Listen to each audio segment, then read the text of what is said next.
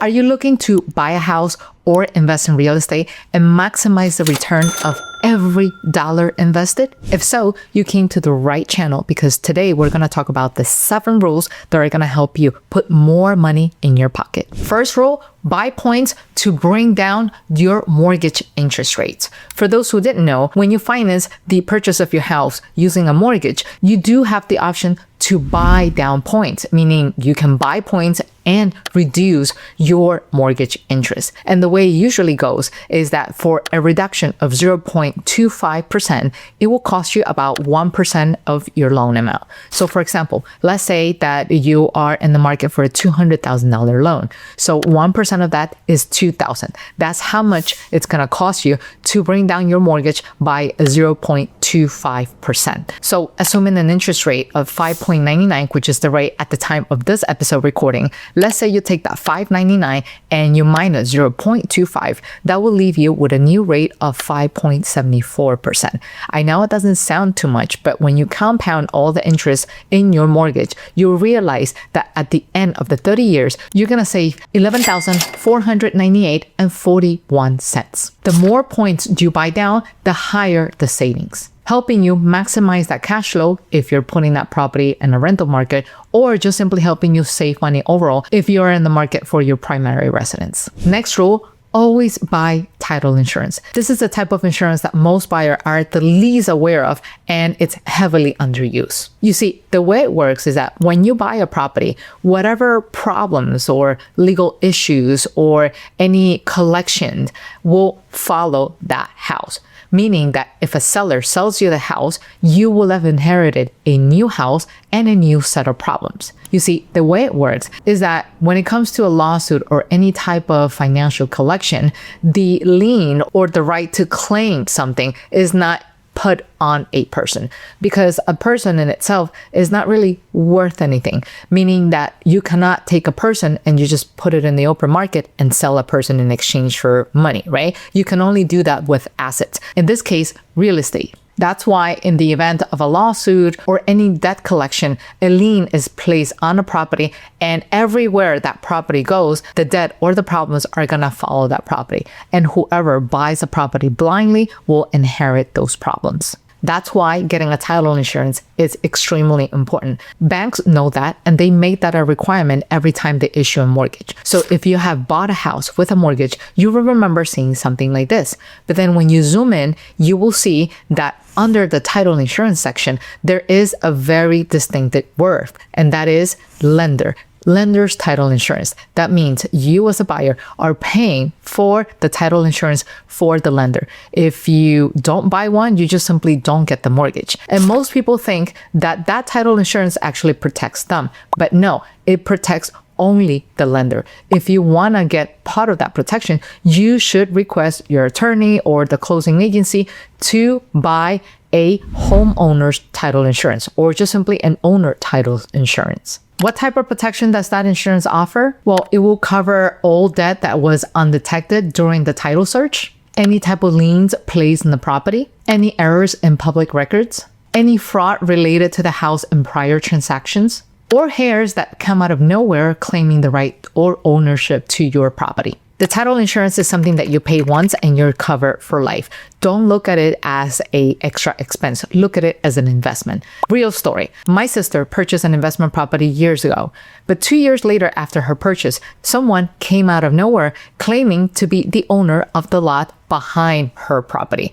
Now, when she purchased that property, her right of ownership came for that property and the land. But luckily, she bought title insurance. So she sent all the paperwork to the attorneys and they did their thing and everything got settled.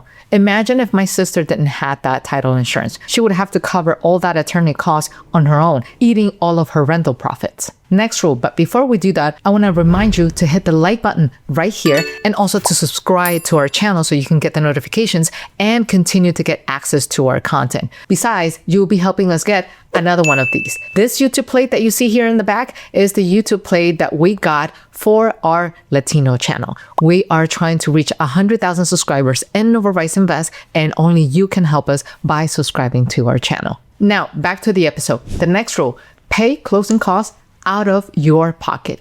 For those who are brand new to real estate, closing costs are the costs associated with the purchase of your home. Examples of those could be transfer taxes, appraisal fees, mortgage origination costs if you have a mortgage underway, points purchased to reduce your interest rates, and anything related to the transaction of buying your home. You see, most banks don't tell you this, but going back to the example of that $200,000 loan, let's say that the closing costs are $10,000, right? So what most banks do is that they take that $200,000 and they add the $10,000. So at the end, you wind up financing $210,000. That means you will be paying interest on the whole amount, not just on the mortgage, but also on the closing costs. And when you add that up over the next 30 years, that's going to cost you thousands and thousands of dollars. So make sure you tell the lender that you only want to finance the loan amount and that the closing costs will be paid out of your pocket. It's better to pay that one-time fee today than to pay interest for the next 30 years on those closing costs. Next rule, instead of asking for a price reduction on a purchase, ask for seller credit instead. What do I mean by that?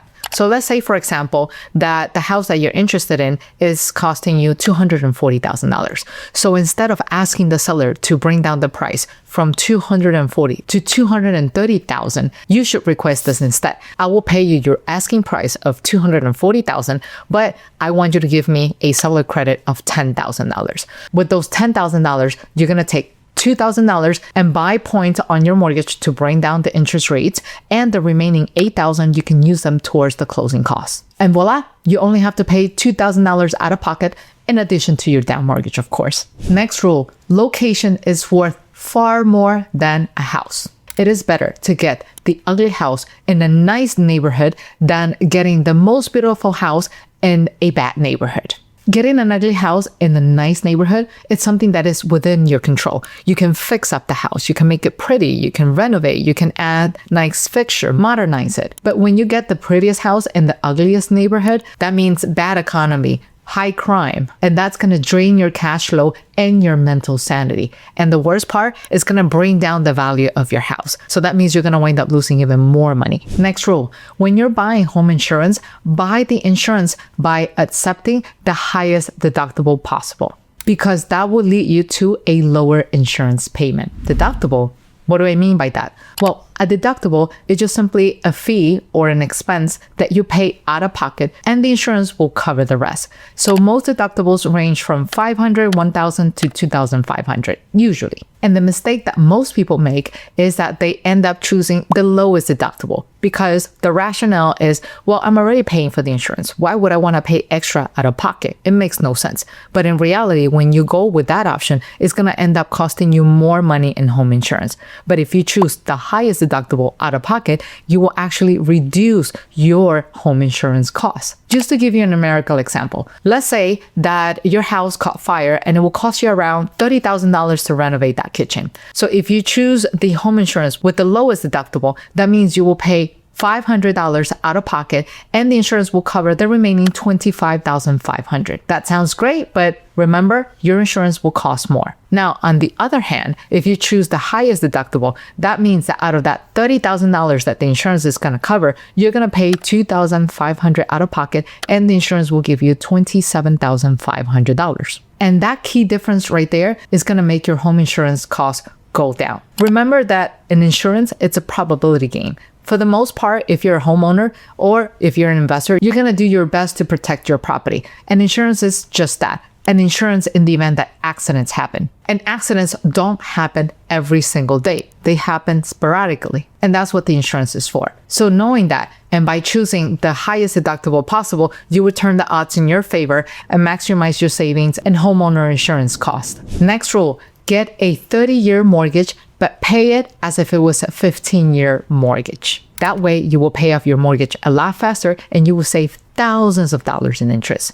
For those who don't know, the majority of mortgages are amortized. What do I mean by that? So let's suppose you have a 30-year mortgage and the interest rates are going to be paid throughout those 30 years. But the first half of that mortgage, meaning the first 15 years, is where you're going to pay the most interest. So if you treat a 30-year mortgage like a 15-year mortgage, that translates to more savings because you will be paying more to help reduce the principal debt, and that will reduce your interest in the long run. Now, some of you may say, well, why not just simply go for the 15-year mortgage? Well, very simple. Accidents happen, emergencies happen. Having a 15-year mortgage means a higher mortgage payment as opposed to a 30-year mortgage because the debt is spread out for the next 30 years. So you want to get the mortgage that requires you the lowest payment, but you want to make the highest payment as possible because that's how you're going to save on interest. But in the event of an emergency, you want to have that flexibility to be able to pay the lower mortgage amount. And then once you pick everything back up, you can resume the higher mortgage payments and you should be on track to pay off your mortgage faster and save thousands of dollars in interest. Now, for those who want to know more about the breakdown between 15-year mortgage and 30-year mortgages and how much interest can you save between the two, here's a video that you can watch, and it will also give you access to a calculator to get the exact interest amount according to your needs and your mortgage size. See you in the next video. Bye-bye.